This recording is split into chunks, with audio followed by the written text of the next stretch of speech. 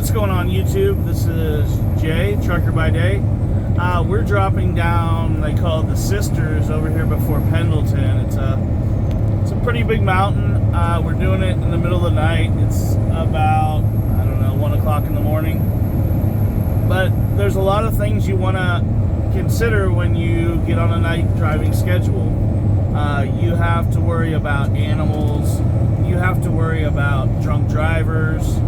You have to worry about a lot of things that normally aren't a concern during the day. So you really just want to give yourself enough room. I mean, we're going down this hill right now. This is a very dangerous mountain. It's right before Pendleton, Oregon. A lot of people die on this mountain. It's not a joke. And you're going to find out real quick if you pick the wrong gear or not, because you're going to be constantly on your brakes the whole way down.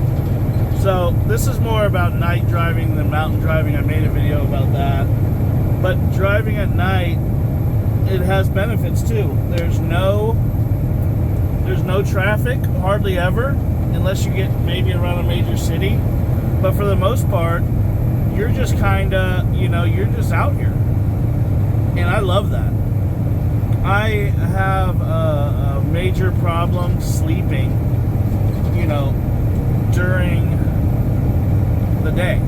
So running at night doesn't always, it's not always a benefit to me as far as like me getting enough rest. It kind of hurts me there, but I mean the benefit of no traffic, not sitting in there's a lot of construction that's only daytime. You're going to have a lot of things that, you really can't beat it. So, I mean, if you can get on a night schedule, do it. But it's not always, ideal for some people, especially, I have friends that can just lay down anytime, it doesn't matter, and go to sleep. I'm not one of those. I usually will take me 1 to 3 hours, depending on how long the day was, in order for me to, sleep really good, like get at least, for me, a good night is 6 hours. So trying to maintain a sleep schedule when you are, you're exhausted, but your brain is saying the sun's up, we need to be awake. It can be a very daunting thing. It can be very harder for other people. I've tried, I don't like to take stuff to sleep, but I've tried melatonin and it gives me nightmares. And so I kind of try to stay away from that. But I know a lot of people that absolutely love it, you know what I mean? And you're going to find out when you're driving out here that if it's really, really a good thing.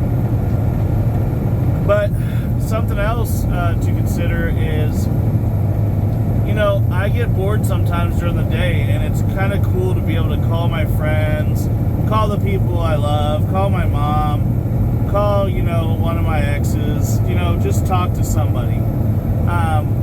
But, at nighttime, you really got, nobody I know is awake at this hour, no normal people. So, and the people that are awake, I probably don't want to talk to them anyways. So, because they're just, they're doing their own thing, and been around people a lot, you know what I'm talking about.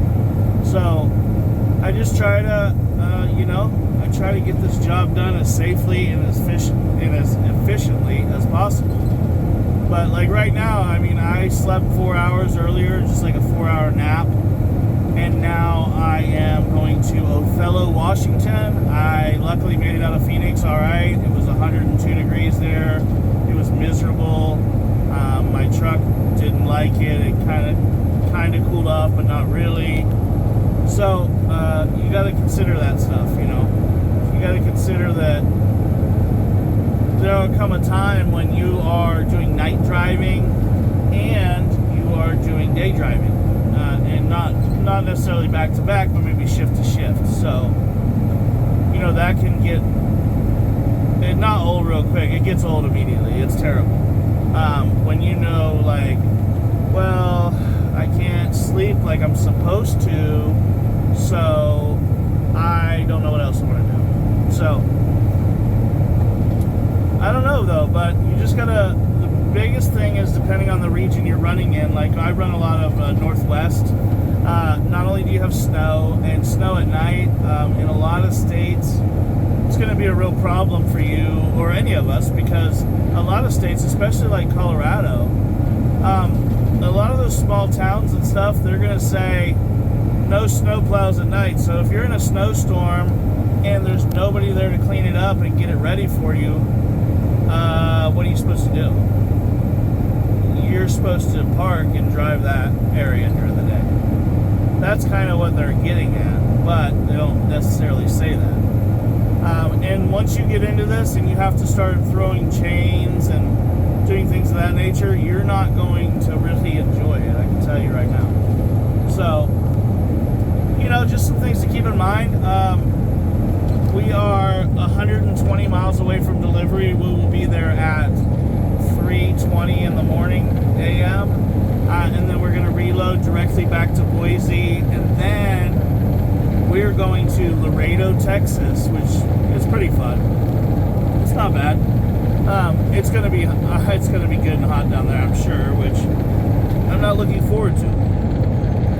But see, just that few minutes right there, we made it all the way down the mountain. We're about to flatten out.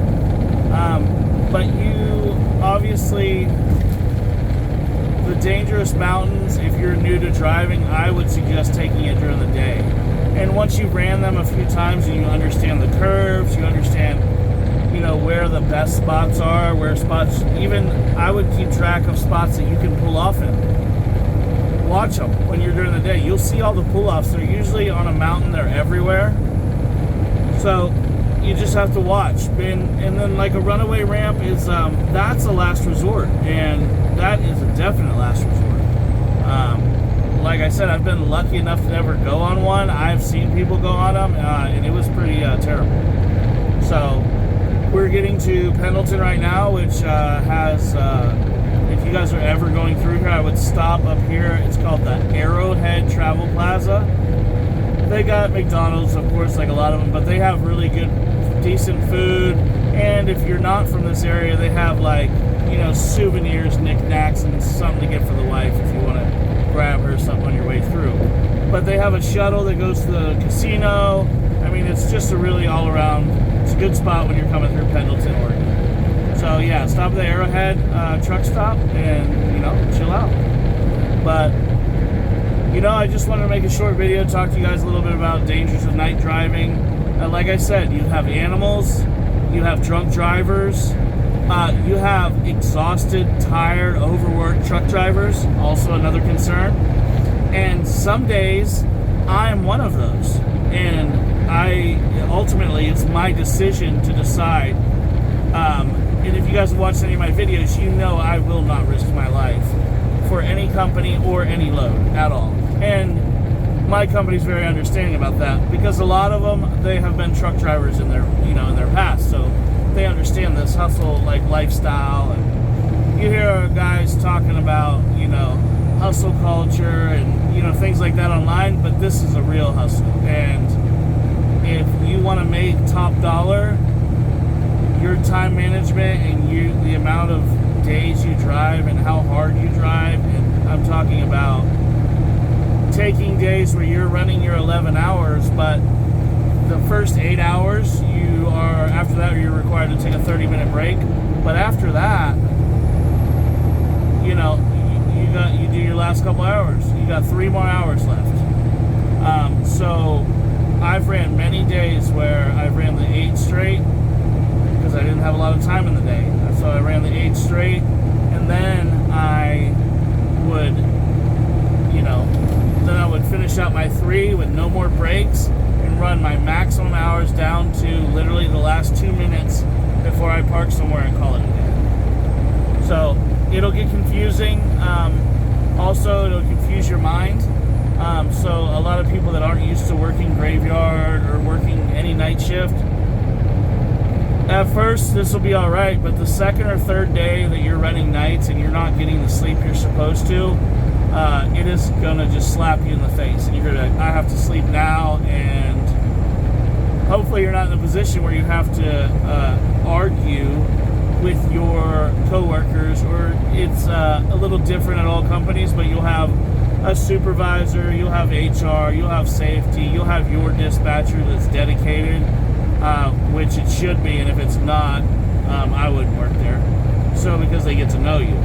But I just want you guys to be safe out there. I'm going to end the video now. We are going to do this delivery, and I'm going to have a few tutorials coming up with, you know, some tips on backing up and some tips on some general checks and safety maintenance procedures that you need to go over on the truck and you need to memorize.